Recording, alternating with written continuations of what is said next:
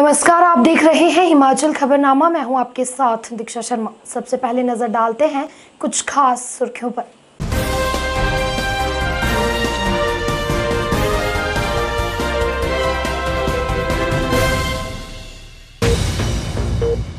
मुख्यमंत्री जयराम ठाकुर ने जिला लाहौल स्पीति में भूस्खलन की घटना पर चिंता की व्यक्त।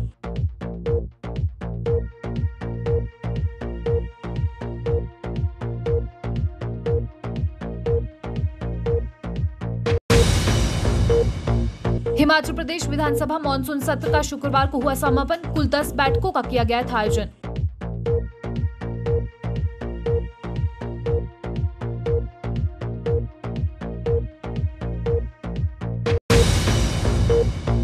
मुख्यमंत्री जयराम ठाकुर ने अर्की विधानसभा क्षेत्र में 41 करोड़ 33 लाख रुपए की लागत की विकासात्मक परियोजनाओं के लोकार्पण और शिलान्यास।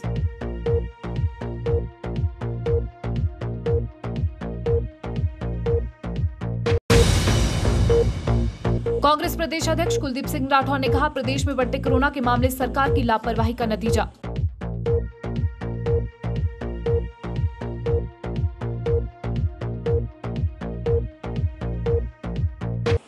सुर्खियों के बाद अब खबरें विस्तार से। हिमाचल विधानसभा के मानसून सत्र के आखिरी दिन विपक्ष ने विधानसभा अध्यक्ष विपिन परमार को पद से हटाने की मांग की। शुक्रवार को विपक्षी कांग्रेस के 19 विधायकों ने हस्ताक्षर करके सचिव को एक रेगुलेशन दिया है। कांग्रेस का आरोप है कि विधानसभा अध्यक्ष विपिन सिंह परमार तानाशाही तरीके से सदन का संचालन कर रहे हैं, इसलिए उन्हें भारतीय संविधान के आर्टिकल 179 के तहत रूल 274 के जरिए हटाया जाए। वहीं प्रदेश विधानसभा अध्यक्ष के इस्तीफे को लेकर विपक्ष के सदन से वॉकआउट करने के मामले में मुख्यमंत्री जयराम ठाकुर ने सदन में कहा कि विधानसभा अध्यक्ष संवैधानिक पद पर है। अध्यक्ष को हटाने के लिए 14 दिन पहले नोटिस दिया जाता है, जो कि सत्र के अंतिम दिन दिया गया है। वैसे भी इसके लिए 1/3 बहुमत की आवश्यकता रहती है, जो विपक्ष के पास नहीं है। ऐसे में नोटिस खुद ब खुद खारिज माना जाएगा। हिमाचल प्रदेश विधानसभा के मानसून सत्र के आखिरी दिन शुक्रवार को विपक्ष के सदस्यों ने सदन की कार्यवाही में सहयोग नहीं दिया। काले बिल्ले पहनकर कांग्रेस विधायक दल ने विधानसभा परिसर में स्पीकर विपिन सिंह परमार को आसन से हटाने की मांग की। कांग्रेस विधायक काले बिल्ले पहनकर सदन के परिसर में बैठ गए। विपक्ष के सदस्यों ने इस संबंध में विधानसभा सचिव को नोटिस दिया है। विपक्ष के 19 विधायकों ने एक प्रस्ताव विधानसभा सचिव को दिया। इसमें हिमाचल प्रदेश विधानसभा के बिजनेस रूल के नियम 274(1) का हवाला देते हुए इन सदस्यों ने प्रस्ताव रखा है कि हिमाचल प्रदेश विधानसभा के अध्यक्ष विपिन सिंह परमार को इस पद से हटाया जाए। स्पीकर विपिन सिंह परमार विपक्ष के सदस्यों के अधिकारियों और विशेषाधिकारियों को बनाए रखने में असफल हो रहे हैं। उनकी सदन की कार्यवाही के संचालन की निष्पक्षता संदेहास्पद है। स्पीकर को न्यूट्रल रहना चाहिए, उन्हें राजनीतिक विचारधारा का पक्ष नहीं लेना चाहिए। विपक्ष का कहना है कि ये बार बार देखा गया है कि स्पीकर विपिन सिंह परमार जब सदन की कार्यवाही की अध्यक्षता कर रहे होते हैं तो एक विशेष विचारधारा से अपनी संबद्धता की बात करते हैं। यह संविधान की आत्मा के खिलाफ है। हैरत करने की बात यह है कि स्पीकर यह भी कह चुके हैं कि रूल्स ऑफ प्रोसीजर की अनुपालना करने के लिए बाध्य नहीं है। ऐसे में विधानसभा सदस्यों के अधिकारियों की रक्षा के लिए स्पीकर को हटाया जाना चाहिए। सचिव विधानसभा को एक नोटिस दिया है। आज विधानसभा के नियमों के तहत, जिस पे हमारे सभी जो माननीय 19 सदस्य हैं वो उन सब के उस पे हस्ताक्षर हैं, और हमारा ये विश्वास है कि हिमाचल प्रदेश विधानसभा के स्पीकर जो है इस विधानसभा को निष्पक्षता से चलाने में असमर्थ हैं, और वो एक पार्टी विशेष का एजेंडा कैरी करने में लगातार लगे हुए हैं, और ये विधानसभा के गरिमा के प्रतिकूल है। और इसे देखते हुए जो पूरे सत्र में जो घटित हुआ उस पे हमारी एक मीटिंग हुई, मैराथन मीटिंग हुई सामान्य सदस्यों की, और सदस्यों ने ये कहा है कि ये पहली दफ़ा हो रहा है जब से हिमाचल प्रदेश विधानसभा बनी है कि कोई स्पीकर एक पार्टी विशेष की विचारधारा को प्रोत्साहित करे और सदन के आसन से ये कहें कि मैं एक विशेष विचारधारा का व्यक्ति हूँ और उन्होंने यही नहीं, उन्होंने देश के राष्ट्रपति, प्रधानमंत्री, राज्यपाल सबको एक विचारधारा से जोड़ते हुए यहाँ पे उल्लेख किया है कि हमें उस विचारधारा पे गर्व है। स्पीकर की न्यूट्रलिटी, स्पीकर की निष्पक्षता सबसे महत्वपूर्ण है। और आपको मालूम है कि हिमाचल प्रदेश विधानसभा उन गरिमापूर्ण स्पीकरों से सुशोभित रही है जिन्होंने यहाँ पे अपना आसन संभालने से पहले पार्टी के पद से इस्तीफ़ा दे दिया, पार्टी के विधायक से इस्तीफ़ा दे दिया कि वो अब किसी पार्टी विशेष के विधायक नहीं हैं। अब उनका आचरण जो है, जब आचरण ही सवालों के घेरे में आ गया और ये काफ़ी अरसा से पनप रहा था, बात बड़ी देर से सुलग रही थी और कई ओकेजन्स पे हमने उनको ये संदेश देने की कोशिश की कि आप जो हैं गलत कर रहे हैं। वहीं विधानसभा अध्यक्ष विपिन सिंह परमार ने विपक्ष द्वारा उन्हें हटाए जाने की मांग को लेकर कहा कि विपक्ष का यह मूल अधिकार है। वो उनका मूल अधिकार है, मैं उसमें ज़्यादा कुछ नहीं कहना चाहता। मैंने अपनी बात, जब मैं धन्यवाद सभी का इस माननीय सदन में कर रहा था, तो वो आंकड़े आपके पास पहुंच गए होंगे कि किस विषय पर किस दल को कितना समय कितने व्यक्ति बोले। इसलिए इस सेशन के दौरान इस सदन में जो बात की जाती है वो सारी ऑन रिकॉर्ड होती है। ये कहीं किसी जनसभा का उल्लेख नहीं है। इसलिए मुझे लगता है कि जो वो कह रहे हैं वो तथ्यों से परे है। वहीं प्रदेश विधानसभा अध्यक्ष के इस्तीफे को लेकर विपक्ष के सदन से वॉकआउट करने के मामले में मुख्यमंत्री जयराम ठाकुर ने सदन में कहा कि विपक्ष बिखरा हुआ कुनबा है, सभी में नेता बनने की होड़ लगी है। विपक्ष के नेता अपने दूसरे सदस्यों को बोलने का मौका नहीं देना चाहते हैं। उन्होंने कहा कि अनावश्यकता और ज्यादा बोलने से कोई नेता नहीं बन जाता। विषय कुछ होता है और विपक्ष की ओर से बोला कुछ और ही जाता है। विपक्ष का काम सुझाव देना होता है। मुख्यमंत्री ने कहा कि विधानसभा अध्यक्ष संवैधानिक पद है, उनकी ओर से किए गए व्यवहार पर सत्ता पक्ष को आपत्ति है। अध्यक्ष को हटाने के लिए 14 दिन पहले नोटिस दिया जाता है। यह नोटिस सत्र के अंतिम दिन दिया है। वैसे भी इसके लिए 1/3 बहुमत की आवश्यकता रहती है, जो विपक्ष के पास नहीं है। ऐसे में नोटिस खुद व खुद खारिज माना जाता है। आज एक जिसको मैं कह सकता हूँ अनएक्सपेक्टेड डेवलपमेंट जो हुई, जिसका जिक्र यहाँ पर आप भी कर रहे हैं कि विधानसभा के अंदर आज विपक्ष की ओर से स्पीकर के खिलाफ एक प्रस्ताव लाया गया। मैं समझता हूँ कि वो बहुत दुर्भाग्यपूर्ण है। इस प्रकार की ना परिस्थिति थी, इस प्रकार की ना ही आवश्यकता थी इस प्रकार के प्रस्ताव की। और ऐसी सूरत में सबसे बड़ी बात तो उनको इस बात को भी सोचना चाहिए, देखना चाहिए कि टेक्निकली ये उनका प्रस्ताव मेंटेनेबल है ही नहीं। सदस्यों की संख्या के हिसाब से वो पूर्ति नहीं करता है और उसके साथ साथ में जो विधानसभा के अंदर ऐसे विषय पर प्रस्ताव देना जिसके लिए एक एक लिमिट है, निर्धारित है नियम के अनुसार, वो उसको भी पूरा नहीं करता है। तो ऐसी सूरत में अपना प्रयास नहीं बनाना चाहिए था, उनको मजाक नहीं बनाना चाहिए था। ये मैं समझता हूँ कि एक अच्छी परंपरा उनने शुरू नहीं की। इससे ज़्यादा गंभीर विषयों पर चर्चा होती रही, इससे ज़्यादा गंभीर परिस्थितियाँ सदन के अंदर होती रही है, लेकिन विधानसभा के स्पीकर के अगेंस्ट इस प्रकार का प्रस्ताव बहुत ही कम जो है वो लाया गया है विपक्ष के द्वारा। तो ये जो आज जो उन्होंने वो करने की कोशिश की, तो मैं समझता हूँ कि ये आवश्यक भी नहीं था और मैं इसकी निंदा करता हूँ। हिमाचल प्रदेश विधानसभा अध्यक्ष विपिन सिंह परमार ने कहा कि 10 दिन तक चले मानसून सत्र के दौरान विधानसभा के सदन में कुल 48 घंटे और 11 मिनट चर्चा हुई। इसके साथ शुक्रवार को मानसून सत्र के समापन से सदन की कार्यवाही अनिश्चित काल के लिए स्थगित कर दी गई। सत्र के समापन पर विधानसभा अध्यक्ष ने कहा कि कुल 10 बैठकें हुई। इस दौरान सदन के सदस्यों का पूरा सहयोग मिला। इस दौरान 402 तारांकित और 184 अतारांकित प्रश्न पूछे गए। नियम 62 के तहत एक प्रस्ताव चर्चा के लिए लाया गया, जबकि नियम 61 के तहत 3, नियम 62 के तहत 13 और नियम 130 के तहत 6 प्रस्तावों पर चर्चा की गई। नियम 101 के तहत 24 गैर सरकारी संकल्प लाए गए, वहीं नियम 324 के तहत 12 विषय लाए गए।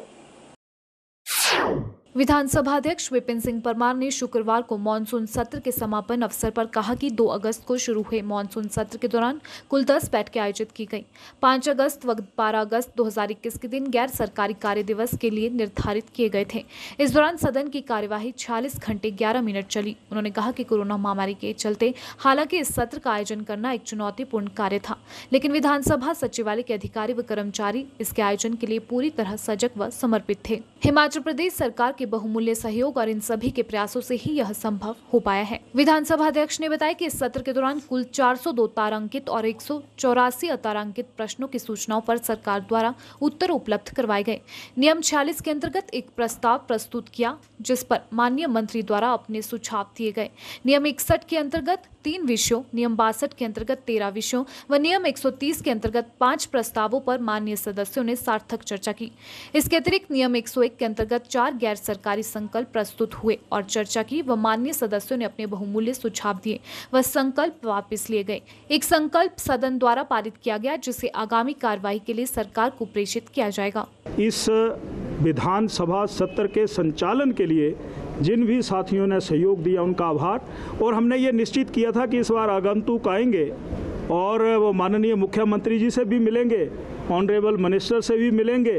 तो विधानसभा की ओर से कुछ व्यवस्था की गई थी कि ऐसे लोग जो बाहर से आ रहे हैं, चाहे वो बड़े प्रतिनिधि मंडल के रूप में थे या व्यक्तिगत समस्याओं को लेकर के आ रहे थे, तो ऐसे लोगों को हम मुख्यमंत्री जी के साथ सोशल डिस्टेंसिंग का ध्यान रखते हुए, ऑनरेबल एमएलएस के साथ सोशल डिस्टेंसिंग का ध्यान रखते हुए हम इस काम को हम पूरा करें।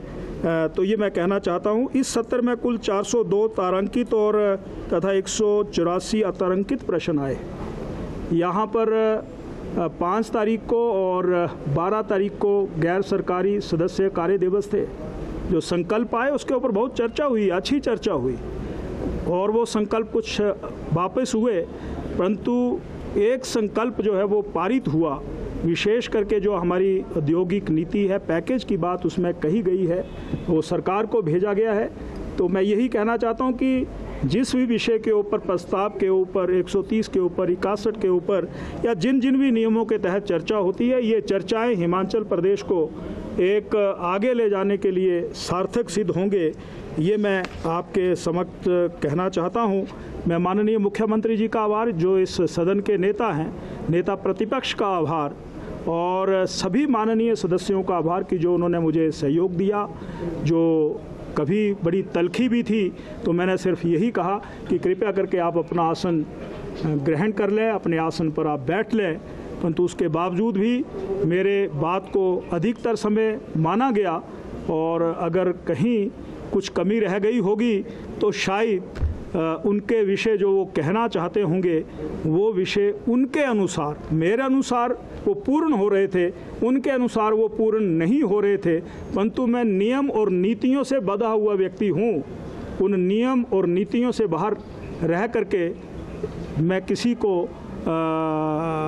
को अपना आवाज़ या अपना हाथ खड़ा करने के लिए मैं कोई गुस्से से नहीं, प्रेम से आग्रह करता रहा हूं। और मेरा तो स्वभाव भी ऐसा ही है कि सबका साथ हो और सबके साथ मिलकर के हम आगे चलें ताकि हिमाचल प्रदेश का विकास हो, हिमाचल प्रदेश आगे बढ़े। हिमाचल प्रदेश के जनजातीय क्षेत्रों के लिए इस बार बरसात आफत बन गई है। सूबे के जनजातीय जिला लाहौल स्पीति के उदयपुर उपमंडल के नालडा के सामने पहाड़ी का एक बड़ा हिस्सा टूटकर चंद्रभागा नदी में गिर गया, जिससे नदी का बहाव रुक गया और क्षेत्र के कई गांवों को खतरा पैदा हो गया है। चंद्रभागा नदी का बहाव रुकने से जूंडा, तंडंग और जसरथ गांव की सैकड़ों बीघा जमीन फसल के साथ जलमग्न हो गई है।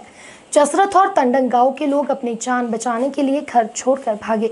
स्थिति अभी भी सामान्य नहीं हुई है। जसरथ गांव अभी भी खतरे की जद में है।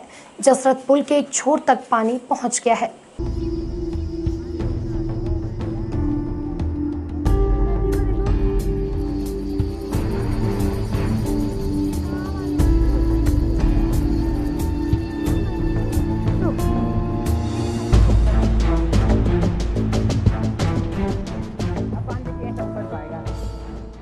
मुख्यमंत्री जयराम ठाकुर उन्होंने सोलन जिला के अर्की विधानसभा क्षेत्र के चौगान मैदान अर्की में 41.33 करोड़ रुपए लागत की विकासात्मक परियोजनाओं के लोकार्पण और शिलान्यास किए।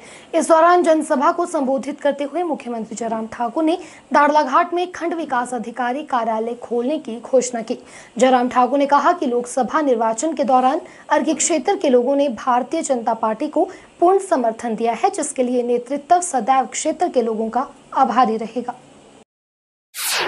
मुख्यमंत्री जयराम ठाकुर ने अर्की विधानसभा क्षेत्र में 41 करोड़ 33 लाख रुपए की लागत की विकासात्मक परियोजनाओं के लोकार्पण और शिलान्यास किए। मुख्यमंत्री ने दाड़लाघाट में बीडीओ कार्यालय खोलने, जयनगर में लोक निर्माण विभाग का उपमंडल और कुनिहार में जल शक्ति का उपमंडल खोलने की घोषणा की।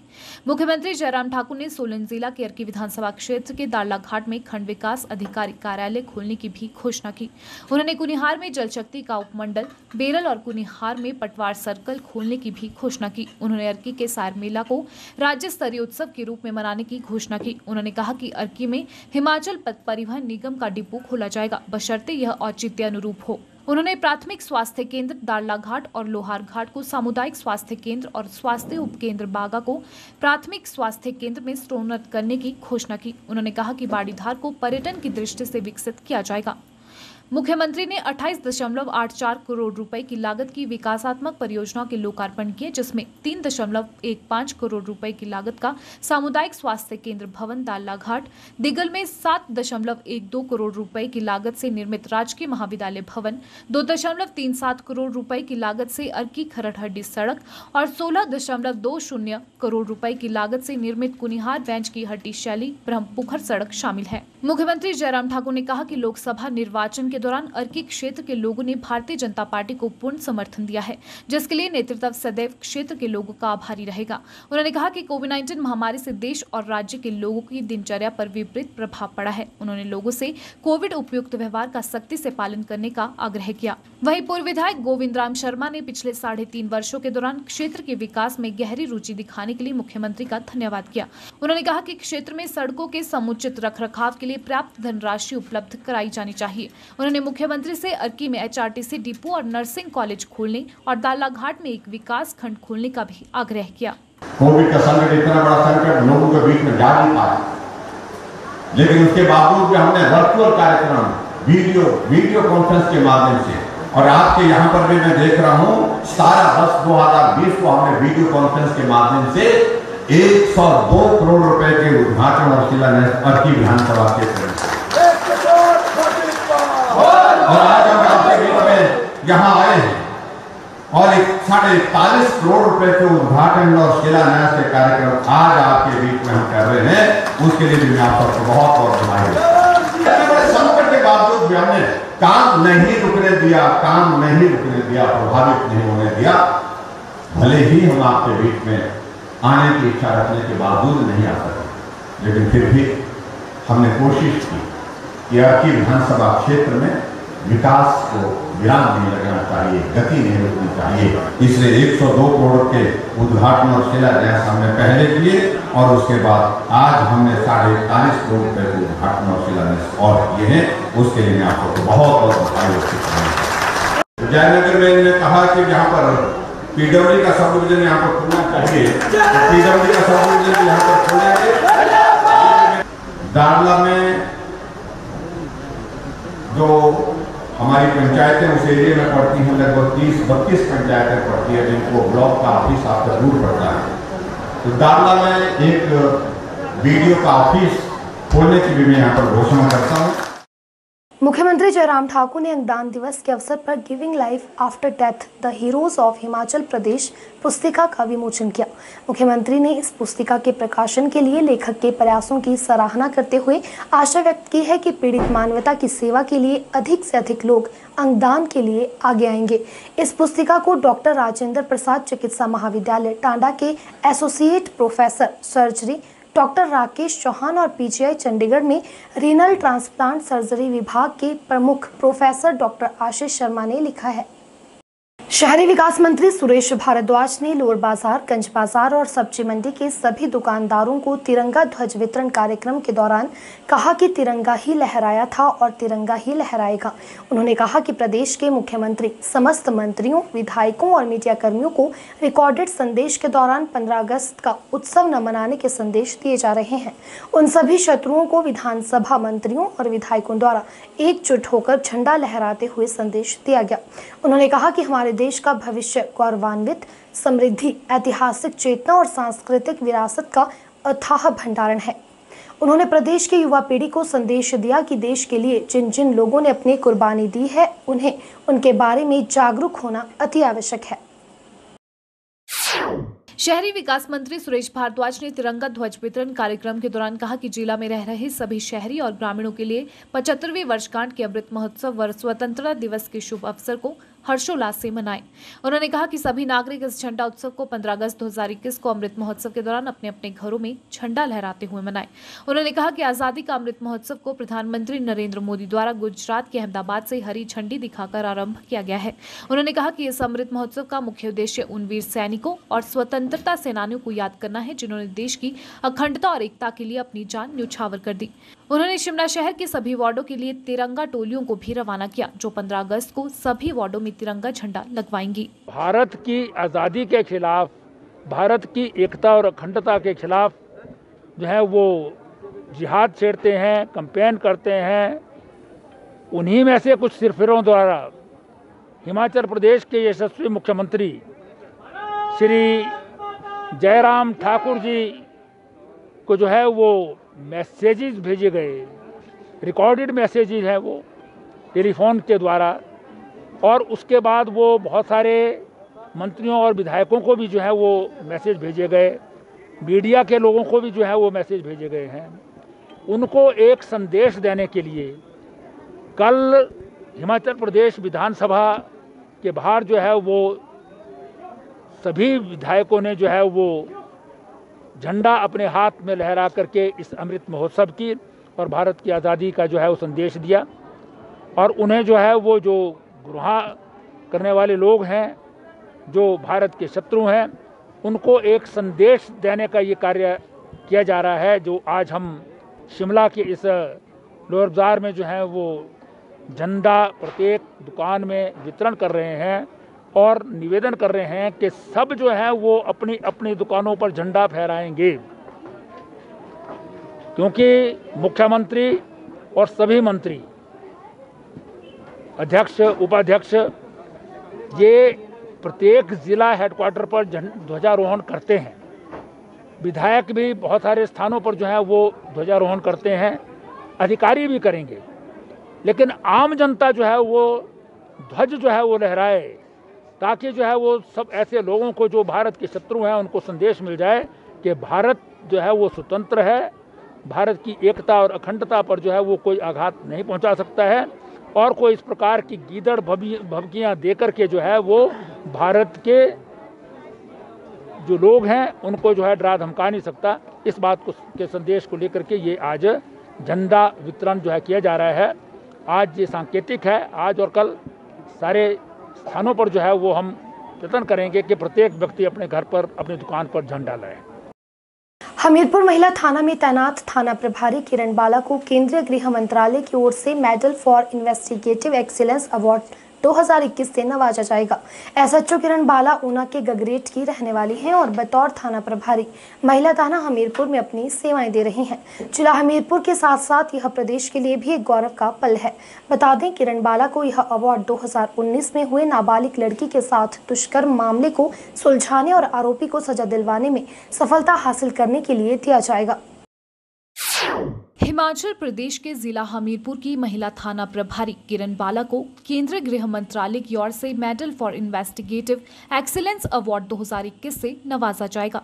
किरण बाला को यह अवार्ड 2019 में हुए नाबालिग लड़की के दुष्कर्म मामले को सुलझाने के लिए दिया जाएगा। उन्होंने इस मामले में दुष्कर्म के आरोपी को सजा दिलवाने में सफलता हासिल की है। बता दें, वर्ष 2021 में इस अवार्ड के लिए नामित होने वाली किरण बाला प्रदेश की एकमात्र पुलिस अधिकारी है। किरण बाला को यह अवार्ड वर्ष वर्ष 2019 में हुए एक दुष्कर्म के मामले को सुलझाने और दुष्कर्म के 4 अन्य मामलों में दोषियों को सजा दिलवाने के लिए मिलेगा। वर्ष 2019 में एक नाबालिग के साथ हुए दुष्कर्म में नाबालिग ने न तो आरोपी की पहचान बताई और न ही नाम।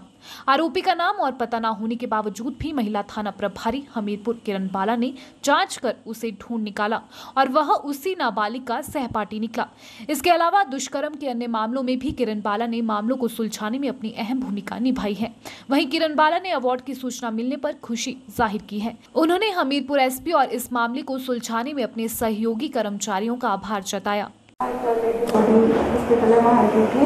तो उस पर 0 एफआईआर आई थी, तो 0 एफआईआर पर हमने यहाँ अपने थाने में केस रजिस्टर किया। उसके बाद मैं दिल्ली इन्वेस्टिगेशन के लिए गई। वहाँ मैंने लड़की का वो एडमिट थी और उसका अबॉर्शन हो चुका था। मैंने फीटस उसका रिजल्ट करवाया और उसने एमएससी बुलाया उसकी डॉक्टर से, और उसके बाद मैंने लड़की की स्टेटमेंट ली थी और स्टेटमेंट के बाद उसका मैंने में कोर्ट था पाकिस्तान, मैंने वहाँ उसकी स्टेटमेंट 164 CRPC के तहत भी करवाई थी। लेकिन वो लड़की थी वो पुलिस से शुरू से जो सच्चाई थी वो छुपा रही थी, जबकि उसको अच्छी तरह से पता था कि लड़का कौन है। उसने हमें बिल्कुल नहीं बताया। उसने एक लड़के का किसी का नाम रैंडमली ऐसे नाम दे दिया कि इस नाम का लड़का था, और उसका मुझे नाम एड्रेस पता नहीं है, मुझे उसका मोबाइल नंबर पता नहीं है। तो हमारे लिए काफ़ी मुश्किल हो गया था इस केस को सॉल्व करना, क्योंकि उसने जो दिल्ली कोर्ट में बयान हुआ था उसमें भी उसने सच बात नहीं बताई थी। जो मेरे पास स्टेटमेंट लिखवाई थी उसमें भी उसने सच बात नहीं बताई थी कि एक्यूज कौन है उसमें। तो उसने शुरू से ही, जब मैं जहाँ वो हॉस्पिटल से डिस्चार्ज होकर अपने घर आ गई थी हमीरपुर डिस्ट्रिक्ट में, तो मैं उसको जैसे मौके पर लेके गई थी कि आप बताइए कौन सी जगह आपके साथ गलत काम हुआ, तो उसने वो जगह पर गलत बता दी। लेकिन उसके बाद जब हमें कोई भी प्रूफ नहीं मिल पा रहा, तो फिर हमने अपनी इन्वेस्टिगेशन में उसके जो भी घर वाले थे, सारे मेम्बर्स थे, उनके मोबाइल नंबर की CPR ली।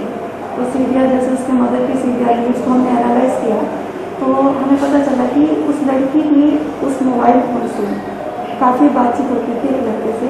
तो उसका हमने कैप मंगवाया कि किसके नाम पर वो कैप है, वो मोबाइल नंबर किसके नाम पर है। तो उससे हमें पता चला कि एक्यूज कौन है। तो जब लड़की को बुलाया गया, उसके बारे में पूछा गया कि ये लड़का कौन है, तो वो बहुत हैरान हुई कि ऐसे इनको कैसे पता चल गया। बाद में फिर हमने उस एक्यूज की DNA प्रोफाइलिंग ब्लड सैंपल लिया। लड़की को हमने ऑलरेडी ले लिया होता ब्लड सैंपल। उसके बाद फीटस का जो ब्लड सैंपल था, इन तीनों को हमने प्रोफाइलिंग के लिए जुनका दे दिया, और जुनका में जैसे प्रोफाइलिंग को मैच हो गई। हमारे पास एक रिपोर्ट आ गई कि इसका जो बायोलॉजिकल फादर फीटस का वो वही लड़का था, इस केस को केस किया था, तो इसी के लिए ये अवार्ड दिया जा रहा है। हमारा ये 2 महीने में कंप्लीट हो चुका था। ये 2 महीने में हमने अपनी पूरी इन्वेस्टिगेशन करके कोर्ट में भेज दिया। मैंने मुझे कोई इन्फॉर्मेशन नहीं मिली है, तब कर देगा इन्वेस्टिगेशन के लिए। इंशाल्लाह इसके साथ में 2 बार अवार्ड दिया हुआ है। उसके बाद हमारे जो यहाँ उन्होंने मुझे अवार्ड दिया हुआ है और सर्टिफिकेट दिए हुए हैं। और मुझे बहुत खुशी है कि ये अवार्ड हमें दिया जा रहा है। अगर हम किसी काम को कर रहे हैं उसको अप्रिशिएट किया जा रहा है, क्योंकि अप्रिशिएशन से बंदा इंकरेज होता है कि अगर मैं कोई काम कर रही हूँ उसको अप्रिशिएट किया जाता है तो इंकरेज होकर बंदा और अच्छा काम करता है, तो हम अपना और बेस्ट दे सकते हैं। क्रेडिट मैं अपने सारे सीनियर स्टाफ को, जूनियर स्टाफ को, जिन्होंने मुझे सपोर्ट किया, प्रधानमंत्री से प्रोवाइड करना चाहिए। प्रदेश में एक बार फिर कोरोना संक्रमितों के बढ़ते ग्राफ के लिए प्रदेश सरकार जिम्मेवार है, ये आरोप लगाए हैं कांग्रेस प्रदेश अध्यक्ष कुलदीप सिंह राठौर ने। उनका आरोप है कि प्रदेश की भाजपा सरकार की लापरवाही के चलते ही आज स्थिति फिर से बिगड़ रही है। अगर वक्त रहते ही पर्यटकों के लिए RT-PCR रिपोर्ट लानी अनिवार्य कर दी गई होती तो आज ऐसे हालात नहीं होते। राठौर ने प्रदेश सरकार पर जुबानी हमला करते हुए क्या कुछ कहा, आइए जानते हैं। हिमाचल प्रदेश में कोरोना के लिए भारतीय जनता पार्टी की सरकार जिम्मेवारी। जब पहला दौर ख़त्म हुआ, हमने उस वक्त भी कहा कि दूसरा दौर आ सकता है। सरकार को जो है स्थिति को नज़रअंदाज नहीं करना चाहिए, लेकिन सरकार लापरवाह रही और दूसरा दौर इतना भयानक रहा। मौतों का आंकड़ा जो लगभग 4000 के करीब रहा और पूरी हमारा जो मेडिकल सिस्टम है, जो मेडिकल व्यवस्था है, वो तहस नहस होके रह गई थी। और जब दूसरा दौर थमा, उसके बाद भी सरकार ने लापरवाही की, पूरे हमारे बॉर्डर खोल दिए। मैंने उस वक्त भी बयान दिया कि मुख्यमंत्री जी ये गलत फैसला कर रहे हैं, क्योंकि आने वाला जो विस्फोट है वो हिमाचल से होगा, लेकिन हिमाचल मुख्यमंत्री जी ने हमारी सुनी नहीं। हम ये नहीं कहते कि पर्यटक यहाँ आने नहीं चाहिए, लेकिन आपको प्रोटोकॉल फॉलो करना चाहिए। आज आप वही कर रहे हो जो आपको उस वक्त करना चाहिए। अगर उस वक्त आप जो कोरोना प्रोटोकॉल है उनको आप फॉलो करते तो प्रदेश में ये स्थिति नहीं बनती। आज तो दूर दराज के जो क्षेत्र हैं वहाँ भी कोरोना जो है पहुँच चुका है और लगातार जो है मामले बढ़ने वाले हैं। और मुझे ये लगता है कि आने वाले समय में हिमाचल प्रदेश में जो है बहुत बड़ा विस्फोट होने वाला है और इसकी पूरी जो जिम्मेवारी है वो मुख्यमंत्री जी की और उनकी सरकार की होगी। जिला सोलन में भारी बारिश के कारण किसानों की नकदी फसलों में विभिन्न प्रकार की बीमारियां लगनी शुरू हो गई हैं। जिला सोलन मुख्यालय के साथ लगती ग्राम पंचायत सपरून के गांव देहू में किसानों की नकदी फसलें सड़ने लगी हैं। किसानों की समस्या को देखते हुए कृषि विज्ञान केंद्र कंडाघाट के वैज्ञानिकों द्वारा देहू गाँव में किसानों के खेतों में लगाई गई विभिन्न फसलों का निरीक्षण किया गया। इस दौरान पौधा रोग विशेषज्ञ डॉक्टर आरती शुक्ला, मिट्टी जांच विशेषज्ञ डॉक्टर मीरा ठाकुर, पैथोलॉजी वैज्ञानिक डॉक्टर अनुराग ने फल व सब्जियों में लगने वाले कीटों की रोकथाम के बारे में किसानों को महत्वपूर्ण जानकारी दी।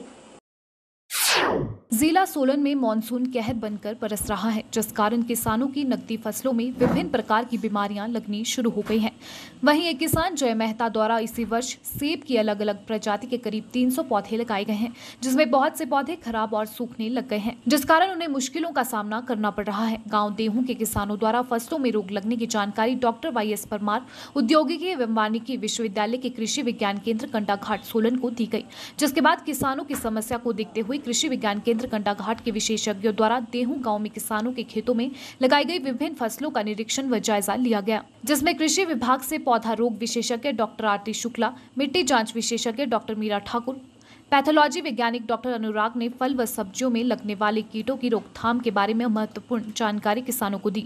साथ ही वैज्ञानिकों द्वारा टमाटर और सेब में लगने वाली बीमारियों की रोकथाम के बारे में भी किसानों को बताया गया। इसके अलावा किसानों को फसल चक्र अपनाने की भी सलाह दी गई, जैसे कि जिस खेत में इस वर्ष टमाटर लगाए हैं अगले वर्ष उसमें कोई दूसरी फसल लगानी चाहिए, ताकि बरसात के दिनों में लगने वाली बीमारियों से किसानों की फसलों को बचाया जा सके। गांव देहू के कृषक अमित मेहता ने बताया कि इस इलाके में सबसे ज्यादा टमाटर की फसल लगाई जाती है। इसके साथ साथ शिमला मिर्च व अन्य कई नकदी फसलें भी लगाई जाती हैं। उन्होंने बताया कि इस क्षेत्र में एक किसान द्वारा इस वर्ष सेब की फसल भी लगाई गई है। उन्होंने बताया कि टमाटरों, शिमला मिर्च, मक्की की फसलों में कई बीमारियां लग गई हैं, जिस कारण किसानों को भारी परेशानियों का सामना करना पड़ रहा है। हमने यहाँ पे सेब की प्लांटेशन की हुई है। कम से कम 300 पौधे जो है यहाँ पे सेब के लगे हैं, एप्पल के लगे हैं, यहाँ पे टमाटो, कैप्सिकम, सारी जितनी भी वेजिटेबल से लेके ऑर्चर्ड जो है हमने यहाँ पे लगाया हुआ है। और आज यहाँ पर कृषि विज्ञान केंद्र से डॉक्टर आरती शुक्ला जी, वो मैम आज यहाँ पे विजिटिंग पे आए थे। उन्होंने हमारे को वेजिटेबल में क्या क्या प्रॉब्लम थी, उसमें थ्रिप्स था, उसमें आपके क्या नाम एप्पल में जो हमारे खास करके उसमें थ्रिप्स की और तेला एफिड वगैरह जो है इसके बारे में, पौधे के बारे में हमारे को नॉलेज दी। और जो खासकर टमाटो में जो आजकल जो है बारिश ज्यादा होने के कारण जो बैक्टीरिया जो उसमें फैल रहा है, उसमें उन्होंने बताया कि इसमें ब्रॉड सेप्टरम भी लगा हुआ है, बैक्टीरिया है, और जो अधिक वर्षा ज्यादा होने के कारण जो है फसलों को जो है भारी नुकसान जो है यहाँ पे हुआ है। और की जो नकदी मक्की जो थी इसमें भी जो है 2 साल से जो है अमेरिकन सुंडी की तरह एक कीड़ा जो है इसमें बिल्कुल ऊपर टॉप में दिख रहा है, जिसके लिए फार्मर जो है अभी ये किसी को इसके बारे में पता नहीं है और ये स्प्रे के अलावा ये जो मरेगा नहीं, इसने भी बहुत नुकसान किया है, जिससे कि हमारी जो है जिम्मेदारों की आर्थिक स्थिति जो है बहुत दयनीय हो गई है। कृषि विशेषज्ञ केंद्र से आए पौधा रोग विशेषज्ञ डॉक्टर आरती शुक्ला ने मीडिया से बातचीत करते हुए बताया कि देहू गांव के किसानों द्वारा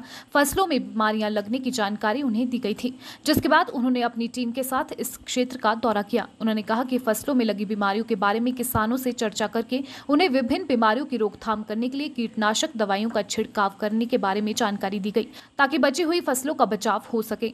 आज हम यहाँ देहू गांव में आए थे, तो यहाँ से हमें कुछ किसानों ने कॉल किया था कि यहाँ पर इनके जो टमाटर, शिमला मिर्च और सेब इत्यादि इन्होंने फसलें लगाई हैं, उनमें कई प्रकार की बीमारियां, वो कीट की समस्याएं इन्हें आ रही थी, जिसके लिए आज इन्होंने हमें यहाँ बुलाया। और आज हमारे KVK से मेरे साथ डॉक्टर अनुराग शर्मा जो कीट वैज्ञानिक हैं और डॉक्टर मीरा ठाकुर जो मृदा वैज्ञानिक हैं, वो दोनों भी यहाँ पर आए। तो हमने ये पाया कि जैसे हमने टमाटर के खेत में गए थे, वहाँ देखा कि कई प्रकार की रोग उसमें देखने में आए हैं। खासतौर पे बैक्टीरियल जो प्रॉब्लम्स है वो बहुत ज़्यादा है, जैसे बैक्टीरियल स्पॉट है, कई जगह बैक्टीरियल कैंकर की भी समस्या है, और अगेता झुलसा या ऑल्टरनेरिया ब्लाइट जिसे कहते हैं उसकी भी समस्या थी। तो हमने इनको किसानों को उसके लिए सुझाव दिया। और आजकल हमारे, क्योंकि ये जो एरिया है ये टमाटर मिर्च के लिए ही जाना जाता है ज़्यादा, सोलन डिस्ट्रिक्ट, तो बार बार ये क्रॉप्स लगाने से किसानों को ये समस्या आती है। तो इसलिए हम किसानों से ये आग्रह करते हैं कि आप थोड़ा फसल बदलाव करें, फसल चक्र अपनाएं। बार बार उन खेत में अगर आप टमाटर मिर्च लगाएंगे तो समस्याएं बढ़ेंगी। और जल की निकासी सही करें, क्योंकि कई बार पानी ज़्यादा होने से बरसात के समय में तब भी जो है वो जड़ सड़न या कॉलर रॉट की समस्या आ जाती है। और अगर ये प्रॉब्लम आती है तो वहाँ वो एक जैसे कॉपर ऑक्सीक्लोराइड या बोडो मिक्सचर का छिड़काव कर सकते हैं और उससे सिंचाई भी अपनी जड़ों की कर सकते हैं। और सेब में भी हमने देखा, इनमें सेब में भी कुछ समस्याएं थी, ऑल्टरनेरिया स्पॉट्स थे, और इसके अलावा इसमें कुछ कीट की समस्याएं, जैसे हम शिमला मिर्च में तेला ट्रिप्स की समस्या थी, और टमाटर में भी माइट की समस्या थी, और कुछ न्यूट्रिशनल डेफिशिएंसीज भी देखी गई है, जिसके लिए हमारे वैज्ञानिकों ने इन्हें सुझाव दिया है। स्वतंत्रता की 75वीं वर्षगांठ के अवसर पर आजादी के अमृत महोत्सव के अंतर्गत नेहरू युवा केंद्र द्वारा फिट इंडिया फ्रीडम रन का आयोजन किया जा रहा है। अभियान का मुख्य उद्देश्य सभी देशवासियों, विशेषकर युवाओं में फिटनेस को बढ़ावा देना है। राजधानी शिमला में भी Indian institute of advance study से इस अभियान की शुरुआत की गई। इस दौरान मुहिम में भाग ले रहे वॉलंटियर्स द्वारा रिज मैदान तक जागरूकता रैली भी निकाली गई। देश की आज़ादी की 75वीं वर्षगांठ के उपलक्ष्य में आज़ादी का अमृत महोत्सव के तहत फिट इंडिया रन का आयोजन पूरे हिमाचल में नेहरू युवा केंद्र के तमाम डिस्ट्रिक्ट ऑफिस के द्वारा किया जा रहा है। और इस प्रोग्राम के तहत हम 13 अगस्त से लेकर 2 अक्टूबर तक 900 गांव में ये कार्यक्रम आयोजित करेंगे, और प्रत्येक जिला में डिस्ट्रिक्ट लेवल कार्यक्रम आयोजित करके हम अपने युवाओं को, जो हमारे पुरखों ने, हमारे स्वतंत्रता सेनानियों ने आज़ादी प्राप्त करी थी, और उस आज़ादी के जश्न को मनाने के लिए हम देश की 75वीं वर्षगांठ को सेलिब्रेट कर रहे हैं। उसके लिए हम सभी युवाओं का आह्वान करेंगे कि सभी युवा फिट रहें, तंदुरुस्त रहें, क्योंकि हमारे माननीय प्रधानमंत्री जी और हमारे केंद्रीय युवा कार्यक्रम एवं खेल मंत्रालय के मंत्री माननीय श्री अनुराग ठाकुर जी का मानना है, जब तक हमारा युवा तंदुरुस्त और फिट नहीं है, आज़ादी का मंतव्य पूरा नहीं होता। और मुझे इस बात का गर्व है कि नेहरू युवा केंद्र संगठन के द्वारा पूरे भारत में 750 डिस्ट्रिक्ट में ये जो कार्यक्रम है, हमारे सचिव, केंद्रीय सचिव माननीय उषा शर्मा जी की लीडरशिप में ये आयोजित किए जा रहे हैं। और नेहरू युवा केंद्र के सभी वॉलंटियर्स, डिस्ट्रिक्ट यूथ ऑफिसर और यूथ क्लब इस कार्य में एक मूवमेंट के रूप में लगे हुए हैं, ताकि हम अपने देश के सभी आवाम को इस बात के बारे सचेत और शिक्षित कर सके कि कैसे हमारे स्वतंत्रता सेनानियों ने अपने बलिदान देकर ये आज़ादी प्राप्त करी थी। और आज हम देश की आज़ादी की 75वीं वर्षगांठ मना रहे हैं, और इसका बेसिक उद्देश्य यही है कि हमारा हर नागरिक फिट और तंदुरुस्त रहे, और भारत एक सेहतयाब देश बन के विश्व में अपना नाम जो है रोशन कर सके। हाँ, आज शिमला में ये जो हमारा एडवांस स्टडी इंस्टीट्यूट है, यहाँ से आज एक फिट इंडिया रन का आयोजन किया जा रहा है, जिसको फ्लैग ऑफ हमारे हिमाचल के सचिव श्री SS गुलेरिया जी करेंगे।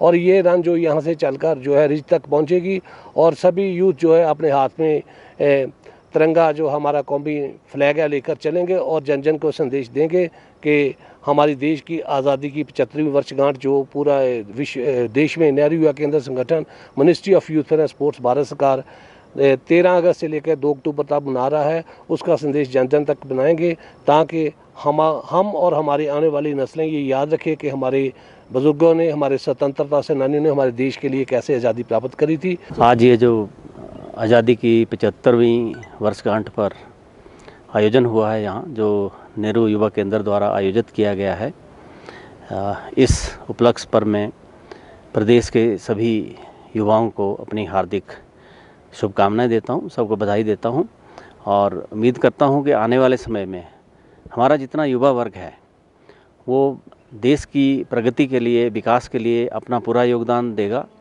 और मैंने आज सभी युवाओं से, जितने यहाँ इकट्ठे हुए थे, उनसे भी ये आह्वान किया है कि अपने जीवन का एक एक क्षण अच्छी तरह उपयोग करें, राष्ट्र निर्माण में लगाएं, किसी प्रकार की ऐसी भावना से काम ना करें हमारा राष्ट्र एक बहुत बड़ा राष्ट्र है और बहुत विकासशील राष्ट्र है, दिन रात प्रगति की तरफ बढ़ रहा है, जिसमें युवाओं की भागीदारी होना बहुत आवश्यक है।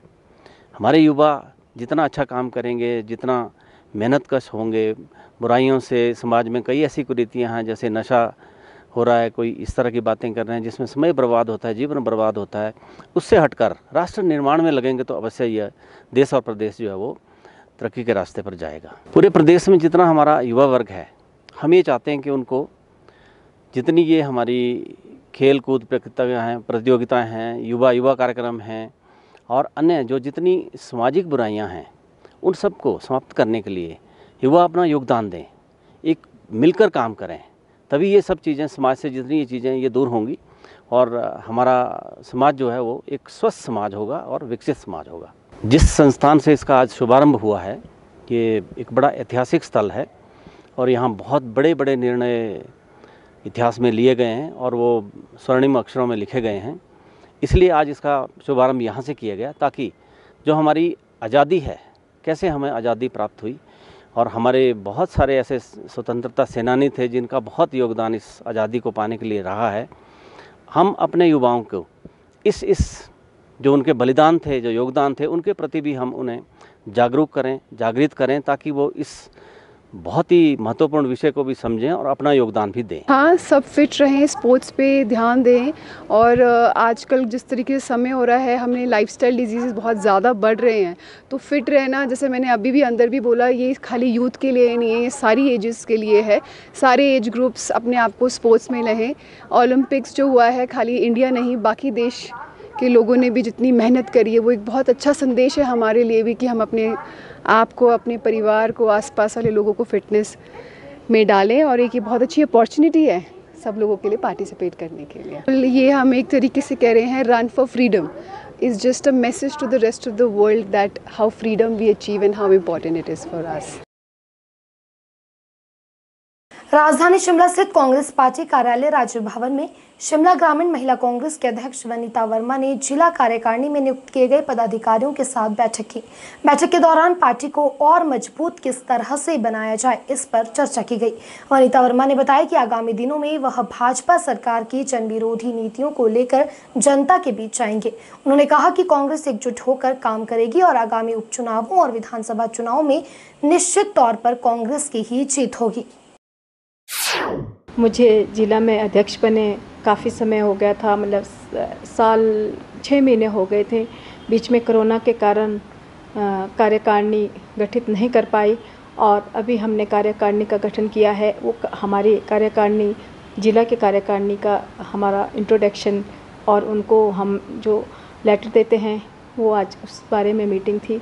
आज हमने इस बैठक में सभी ब्लॉक अध्यक्षों को भी बुलाया था कि हमारी ब्लॉक की जितने पदाधिकारी, ब्लॉक अध्यक्ष है, उनकी हमारी कार्यकारिणी जिनकी बनी है वो हमने उस बारे में डिस्कस करा और जिनकी नहीं बनी है उन्हें जल्द से जल्द बनाने के लिए आदेश दिए, ताकि हम ब्लॉक तक सीमित ना रहे, हम बूथ तक पहुँचे और महिला कांग्रेस को बहुत बूथ तक जाकर एक आम वर्ग को बताएं कि महिला कांग्रेस और बीजेपी के खिलाफ जो हमारी बीजेपी ने जिन विरोधी नीतियाँ, मुद्दे हमारे पास बहुत है, जैसे कि महंगाई का मुद्दा है और ना किसान वर्ग है, हर वर्ग इनसे प्रताड़ित है। आज महिला कांग्रेस जन जन तक यही पहुंचाना चाहती है कि सिलेंडर के दाम देखो, चाहे पेट्रोल के दाम देखो, आज जो 30 हमारा डिपो का तेल था वो कहाँ से कहाँ पहुंच गया, दालें कहाँ से कहाँ पहुंच गई। आज आम वर्ग का जीना, बहुत जो 2 वक्त की रोटी कमाता था, आज वो 1 वक्त भूखे सोने की नौबत आ चुकी है। इस प्रकार हम कांग्रेस पार्टी ने जो इनको पहले हमारा कांग्रेस पार्टी के दौरान जो हमारे डिपो अंत्योदय में लोग होते थे, वो उनको फ्री राशन मिलता था।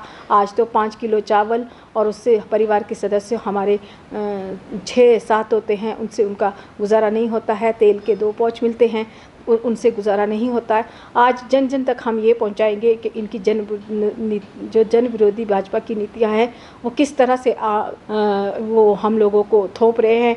इसको बाहर निकाल कर हम कांग्रेस महिला एकजुट होकर आगे बढ़ेगी और 2022 में और आने वाले उपचुनाव में ऐसा घर घर तक इनके विरोध प्रदर्शन करेंगे, इनके विरोध में, और कांग्रेस, महिला कांग्रेस को और कांग्रेस को मजबूत करेंगे। नैना देवी विधानसभा क्षेत्र की भोली पंचायत के लोग इन दिनों दूषित पानी पीने के लिए मजबूर हैं। ग्रामीणों का कहना है कि अलीखट से भोली और उसके आसपास के गांव के लोगों के लिए उठाऊ पेयजल योजना से पानी दिया जाता है, जो कि पीने योग्य नहीं है। ग्रामीणों ने बताया कि वे समस्या को लेकर विभागीय अधिकारियों को भी कई बार अवगत करवा चुके हैं, लेकिन विभाग की ओर से अभी तक कोई भी उचित कदम नहीं उठाया गया है। ऐसे में ग्रामीणों ने मांग की है कि पेयजल स्कीम को जल्द दुरुस्त किया जाए ताकि ग्रामीणों को स्वच्छ पानी उपलब्ध हो सके। ये जो हमारी ग्राम पंचायत भोली की पंचायत है, जो पीने का पानी है, जो खड्ड में भोली पंचायत में जो पीने का पानी है, वहाँ पर एक शमशान घाट है, मतलब मृत आदमी का शरीर वहाँ पर जलाया जाता है। जो भी अवशेष बचता है, जैसे लकड़ियाँ वगैरह, वहाँ पानी में पहुँच जाती है और उस गंदे पानी को पूरी जनता ग्रहण कर रही है। आज आपको पता है कि बरसात के मौसम में कितनी बीमारियां फैलती है और इससे पूरी जनता परेशान है, और इसमें कुत्ते वगैरह जानवर भी नहा रहे हैं।